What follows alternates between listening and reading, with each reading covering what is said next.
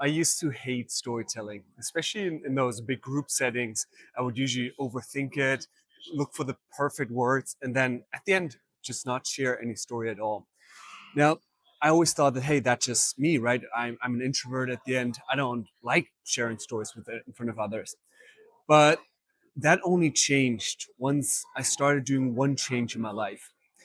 The problem is for introverts, oftentimes we think that we have to tell a full story, like a full 2 minute story where we have a start, a middle, and an end. But what I realized later is that that is actually not needed.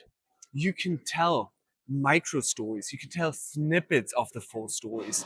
Let me give you an example. So let's say you wanted to share a story about you being stuck in traffic. Now you could share the full story where you go into like, oh, I was stuck in traffic. I was looking forward to come to work. I was looking forward to da, and you could tell the full story. But that oftentimes is pretty boring, and it also can feel overwhelming to be talking for maybe like 2 minutes.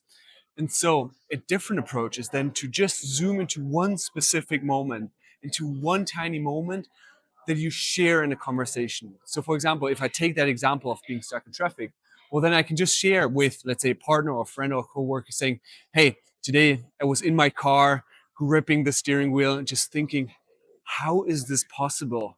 How can I how can I be in traffic at 1 p.m. in the afternoon? I hate this city so much. Now, that could be the moment that you share with your friend. So it can be this tiny micro moment. So what I would encourage you to do, if you think, hey, storytelling, it all sounds overwhelming, just think, can I maybe share just this one tiny moment, not the full story? And maybe that is that you share the dialogue of this specific moment, or maybe you share the thoughts that are going on in your mind, or maybe you bring some sort this moment to life. So think more in micro stories instead of telling that full story.